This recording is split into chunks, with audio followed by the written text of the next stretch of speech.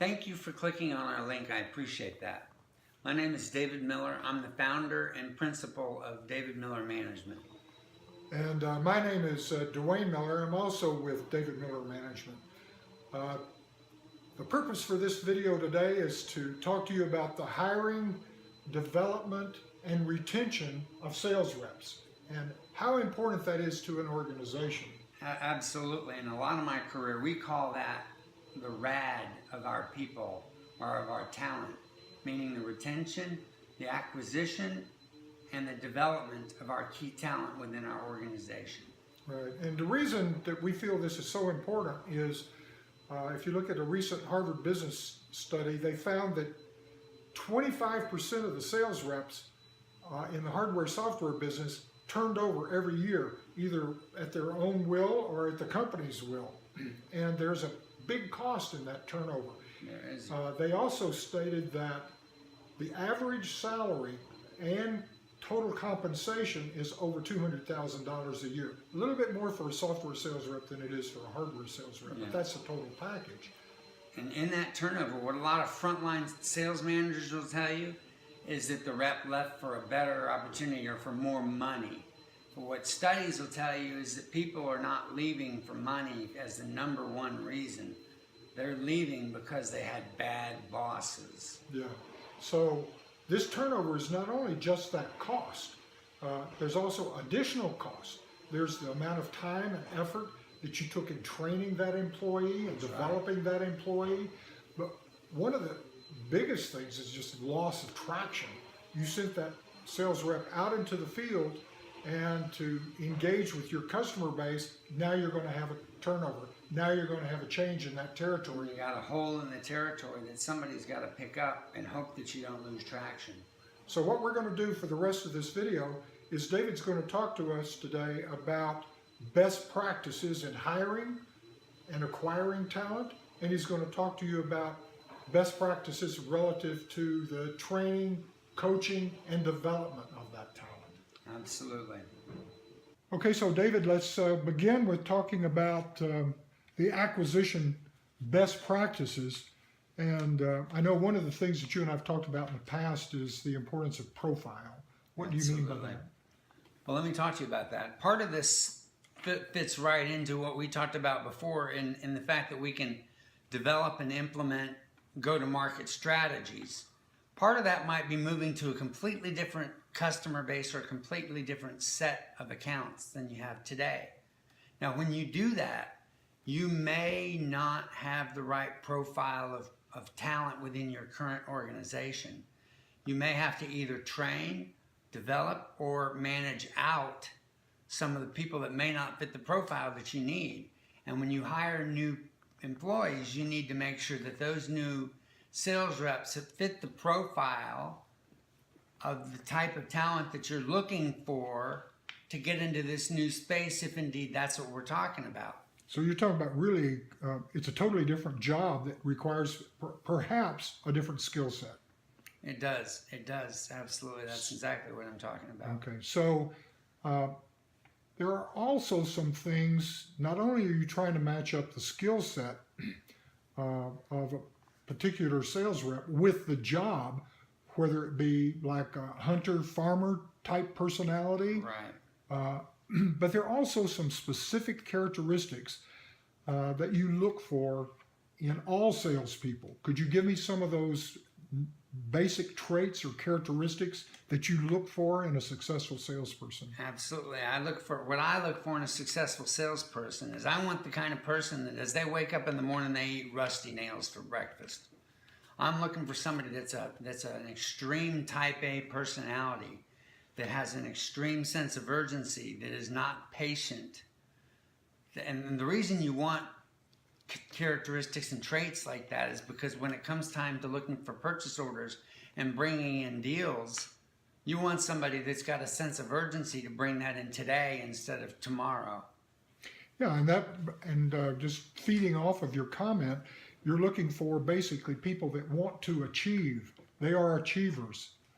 They're most likely have strong leadership characteristics and wanting to lead other people as well. But this trait is a success motivated. They have a fear of failure. They do not want to Absolutely. fail. So what are some of the other characteristics, for example, some native characteristics of an individual that is important that you look for?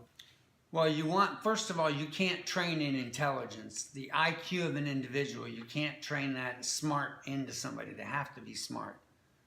But saying that, if it's somebody that you believe is going to grow in the organization, what you ultimately need in this individual is a high degree of EQ versus IQ.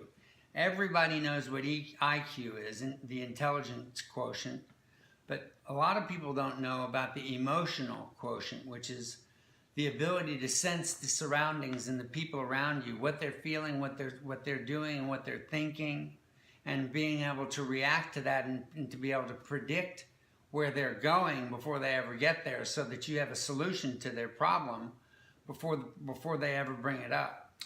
Well, we've covered right now so far the importance of having a good profile for the ideal sales candidate you're looking for, and you kind of match that up with the various sales jobs that you have available.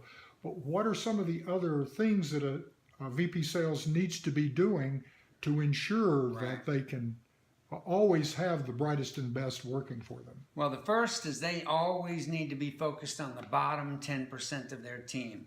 So you always have to do a stack rank of your team from 1 to the very end, to the bottom, and always be working on the bottom 10%, working on developing, managing them up. You should either be managing them up in the organization or managing them out of the organization. And part of what you're going to do, because if you're having to manage them out, you're creating a hole. And because you've created a hole, you need to always be interviewing, so that when that hole is created, that your average time to fill, and that's a term where you're talking about managing the critical few things in any function, whether it's human resources or whether it's even a VP of sales. Your average time to fill a position is highly important to the VP of sales and to the human resources department that's doing the recruiting for you. So you want to always be interviewing and always be interviewing people, so that your average time to fill is quite short, and you're not creating a hole that creates a deficit for you in either revenue or productivity to your team. Right, and I think that you've talked to me in the past about the need for engaging HR and having a methodology, a system for evaluating new prospective representatives in the company too. What would you recommend is a good methodology for doing that, or a process for hiring? Yes, it's very important to have a methodology. And what I mean by that, one strong methodology is partnering with your HR partners to, first of all, develop that hiring profile, to make sure you know what that person needs to look like and feel like and what traits they should have, and partner that with a good and solid job description. But you should also have what I would consider a 360 view of every candidate that comes in the door. A methodology that says it's not single faceted. You don't just have one person interview and say, yep, they're great, let's hire them. But instead you have 4, 5, 6, 7, 8, 9, 10 people interviewing this person. And what you should have them looking for is each individual should be interviewing for a certain trait or characteristic that you're looking for in that particular candidate. And if they don't see it, they report it back to the hiring manager and to human resources, so that a proper decision can be made on whether this person possesses the right level of traits and qualities and characteristics that you must have in a successful sales rep coming into your company. Yeah, that's really good information.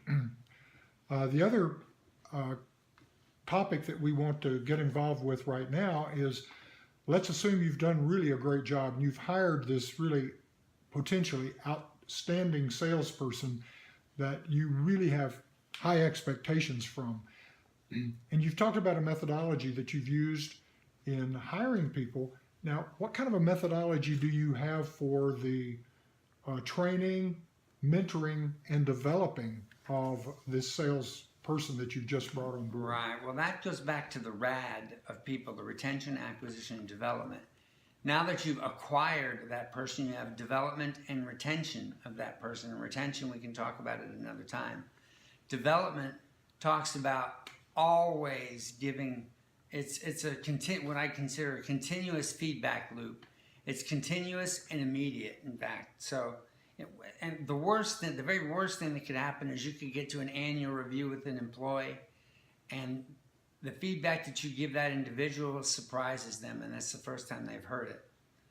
There should never be a surprise when you go to an annual review with an employee, because you should have given them that feedback 365 days out of the year. So whether they go to a quarterly review with a senior executive, or whether it's an account call with somebody, when you're done with that account call, you give them immediate feedback on what went right, what they did well, and then also give them some feedback on some things that they could have done better, or that you'd like to see them improve in the next time. So continuous feedback is very, very important. So how important is it for the Vice President of Sales to get involved in the training, coaching, and mentoring of these new salespeople? Very good, very much so. The training is ongoing, like I said there as well.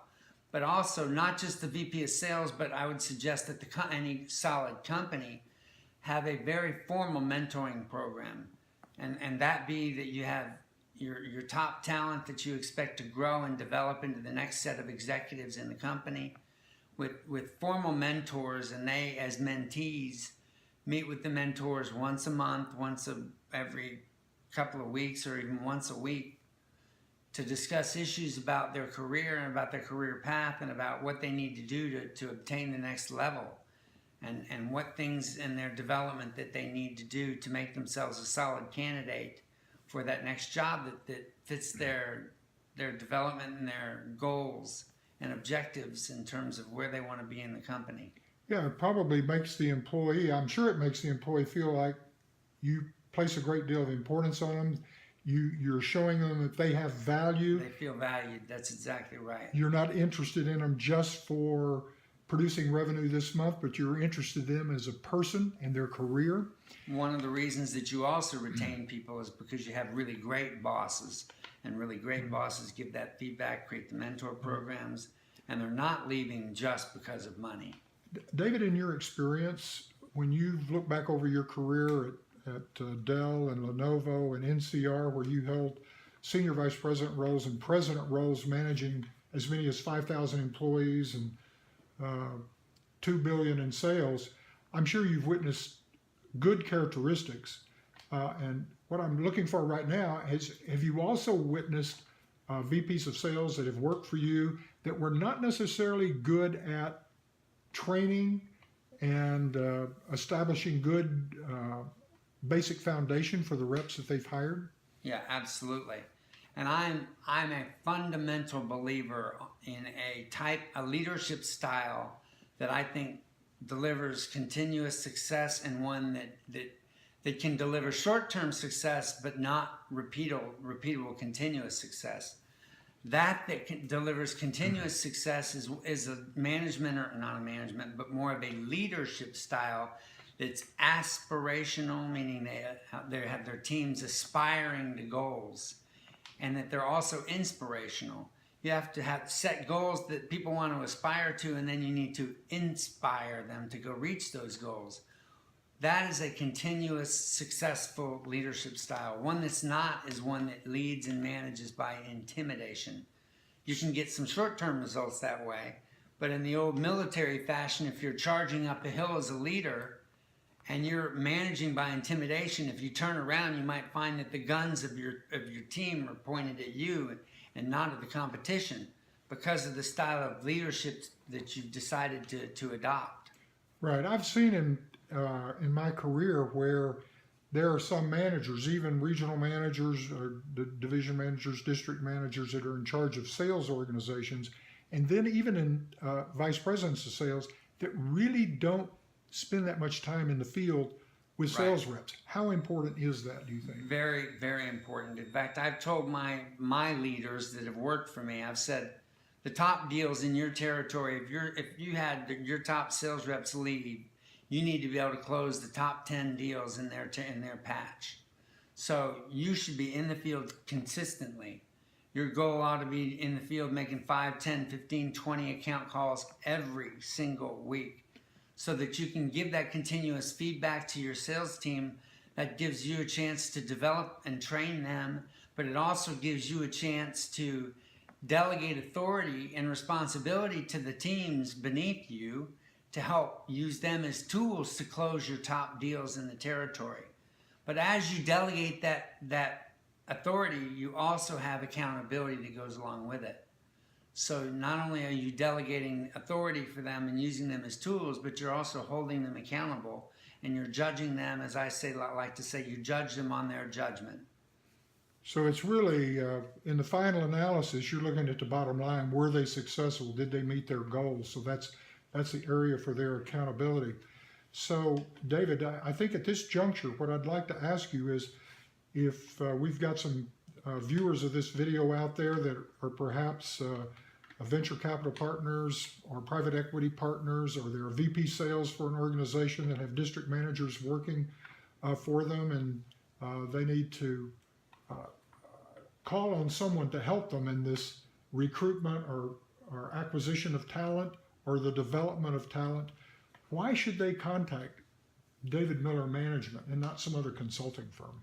Well, that's a simple answer. The simple answer there is we are the guys in the trenches getting the job done. Call us if you want the job done.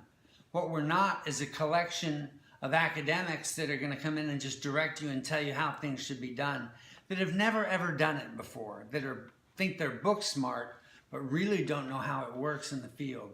They don't know how to go out and close deals. They've never carried a bag in their life. They've never closed a deal in their life, and they just don't know how to do it.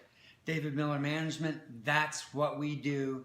That's what we've been successful at. So we've taken what we've been successful at and now want to share it with other people. So what would you recommend right now that these viewers do if they want to engage David Miller Management? Well, what I would ask them to do is go hit that contact us button, fill in the information, invite us into the company to sit down so that we can share with you our very specific results that we know that we can deliver for you, and then hold us accountable to delivering those results that we say that we can do. Okay, thank you, viewer, for clicking on the link and watching the video, and we hope to hear from you soon. We do. Thank you.